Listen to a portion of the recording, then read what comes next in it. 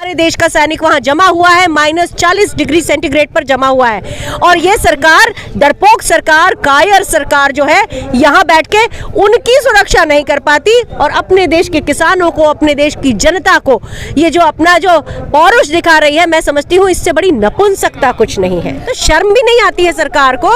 सत्ता चलाने को दी थी, 303 नंबर पे दी थी, तो 303 नंबर की इज्जत रखो, नहीं तो जो 303 जो हमारी राइफल होती थी ना, उसी की तरह पुराने हो जाओगे और लोग बाग फिर बाद में पूछेंगे तक नहीं। किसी ने बाहर से एक ट्वीट किया तो उससे सरकार की सत्ता हिल जाती है। अरे भाई, बाहर कौन गया था? हाउडी कौन करने गया था? हाउडी करने हम तो नहीं गए थे, देश तो नहीं गया था, आप ही गए थे हाउडी करने। जिस तरीके से जो हमारी कृषि मंत्री, उन्होंने बोला कि किसान समझा ही नहीं पा रहे हैं कि काला कानून, यहाँ पर कानून में कालापन कहाँ दिखाई दे रहा है। मैंने कल एक गजट नोटिफिकेशन की कॉपी निकाली। मैं विंग कमांडर अनुमा आचार्य हूँ और कल एक गजट नोटिफिकेशन की मैंने कॉपी निकाली थी, जो कि सितंबर में जब ये कानून पास हुए थे उसके बाद निकला था। अगर वो 8 पेज का है वो गजट नोटिफिकेशन, उसमें बड़ा साफ है, कुछ भी कानून में क्लियर नहीं है। काला सफेद तो तब होगा ना जब आप स्पष्ट लिखोगे कोई चीज।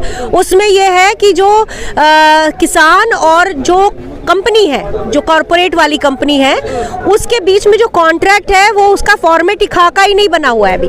वो बनाएंगे, कब बनाएंगे? तो मैंने उसमें कहा ये था, कल मैंने किसी से कहा है ये कि भाई ऐसी क्या जल्दी थी। एक हमारे यहाँ कहावत है कि हथेली पर सरसों नहीं उगती। इसका मतलब ये होता है कि आप जल्दबाजी में सारा काम करना चाहते हैं, तो आप 5 जून को अध्यादेश ले आए, आपने सितंबर में बिल प्रोड्यूस कर दिया, उस सितंबर के एंड में उसको एक्ट बना दिया। तो इतनी जल्दी क्या चीज़ की थी?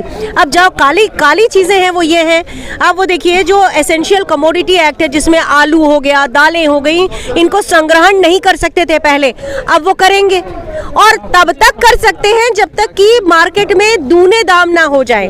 दूसरी चीज, जो एसडीएम के पास जाके किसान कोर्ट में नहीं जा सकता, एसडीएम में जाके उसको अपना रिपोर्ट लिखवानी पड़ेगी।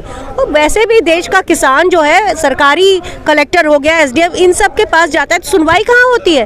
ब्यूरोक्रेटिक सेटअप ऐसा है कि उसकी कोई पूछ नहीं होती है, तो उसको वहां जाना और फिर वो कोर्ट में नहीं जा सकता, ये भी उसके ऊपर था। तो इस तरह के ऐसे कई दर्जनों संशोधन है जिसके लिए सरकार तैयार हो गई है। 18 संशोधन है टोटल। अरे भैया, तो इतना संशोधन करके एक पैबंद लगा हुआ फटा टाइप का कानून बनाएंगे, इससे बेहतर है कानून को खारिज करिए, दोबारा किसानों के साथ मिलके बैठिए, किसान आयोग बनाइए, कानून बनाइए। दूसरी चीज, एक बहुत इंपॉर्टेंट चीज ये है कि हम बहुत सारे लोग टैक्स पेयर्स हैं। हमारा टैक्स पेयर्स का जो जितना पैसा है, पुलिस कितनी लगा रखी है? 60, 70, 72, आज 74वां दिन है। 74 दिन से पुलिस को जितनी संख्या में यहाँ लगा रखा है, कितना खर्च हो रहा है? लॉजिस्टिकल प्रॉब्लम्स भी हो रही हैं भाई, कहीं से ट्रक नहीं जा पा रहे, कहीं से कुछ नहीं हो रहा। हालांकि किसान जो है उनके तरफ से कोई इस तरह की अड़चन नहीं है, ये अड़चनें जो बैरिकेड पुलिस ने लगाए उसके कारण है। फिर आप गड्ढे खोद रहे हो, कील बंदी कर रहे हो, बाढ़ बंदी कर रहे हो, तार बंदी कर रहे हो, इसमें कितना पैसा लग रहा है? ये पैसा, वही कह रही हूँ कि ये पैसा देश के विकास के काम में आता और आप अपनी अहंकार को फीड करने के लिए आपने ये सारे कारनामे करके रहे। पूरा देश का ध्यान इस समय किसान आंदोलन पे है, तो शर्म भी नहीं आती है सरकार को। सत्ता चलाने को दी थी, 303 नंबर पे दी थी, तो 303 नंबर की इज्जत रखो, नहीं तो जो 303 जो हमारी राइफल होती थी ना, उसी की तरह पुराने हो जाओगे और लोग बाग फिर बाद में पूछेंगे तक नहीं। मैम, बात करने की बात कहते हैं, कॉल की बात कहते हैं, लेकिन आगे कीले गाड़ देते हैं। वही कह रही हूँ, कीले गाड़ देते हैं। और एक मजेदार बात तो मैं और देख रही हूँ कि किसी ने बाहर से एक ट्वीट किया तो उससे सरकार की सत्ता हिल जाती है।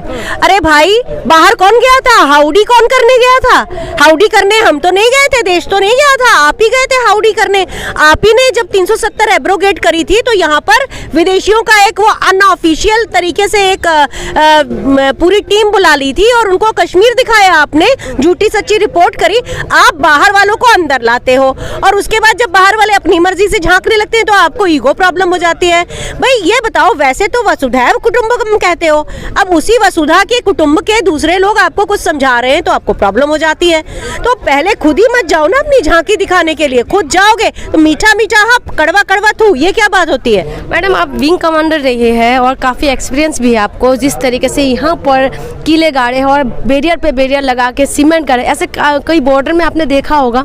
कभी बॉर्डर में होना है, ये काम हो नहीं पाया और इसको बहुत मतलब पैमाने से भी ज़्यादा बड़े पैमाने पर करना है। तो जो लोग दुश्मन के लिए, दुश्मन को देख के तो थर थर कांपते हैं ये लोग, क्योंकि जिस तरह से, क्योंकि हमारी सेना है ना वो बहुत बहादुर है, सेना बहुत बहादुर है। हमारा एक एक सैनिक इस देश के तिरंगे के लिए मर मिटने को तैयार होता है और सरकार इसका फायदा उठा रही है।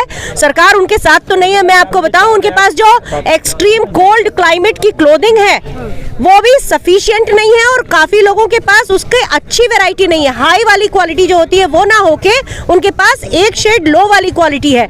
उसके बावजूद मेरा सैनिक, हमारे देश का सैनिक वहां जमा हुआ है, -40 डिग्री सेंटीग्रेड पर जमा हुआ है। और ये सरकार, डरपोक सरकार, कायर सरकार जो है, यहाँ बैठ के उनकी सुरक्षा नहीं कर पाती और अपने देश के किसानों को, अपने देश की जनता को ये जो अपना जो पौरुष दिखा रही है, मैं समझती हूँ इससे बड़ी नपुंसकता कुछ नहीं है। अब मैम कब तक ये चलता रहेगा, क्योंकि अभी टिकैत जी बोल रहे थे कि अब एक एक गांव की 100 लोगों को बोला है एक ट्रैक्टर के साथ आने के लिए 10 दिन के लिए, ऐसे कब तक चलेगा मैम? ये बातचीत का कोई रास्ता नहीं कह रहे, तब कॉल पे तो फौज में हम शिफ्ट ड्यूटी करते आए हैं, तो ये एक तरह की अब शिफ्ट ड्यूटी है। ये लड़ाई अब किसानों के आंदोलन के साथ साथ लोकतंत्र बचाने की भी लड़ाई है। तो मैं समझती हूँ यहाँ पर लोग बाग शिफ्ट ड्यूटी करेंगे और जब तक सरकार ये बात समझती नहीं है और कानून वापस नहीं लेती है, ये शिफ्ट ड्यूटी चलती रहेगी, चलती रहना भी चाहिए। ठीक है, धन्यवाद मैम। देखिए ये पूर्व सैनिक है, ये वायु सेना से भी है और अर्धसैनिक बलों से भी है, अलग अलग पूर्व सैनिक यहाँ पर आके मौजूद है और ये लोग सेनाओं के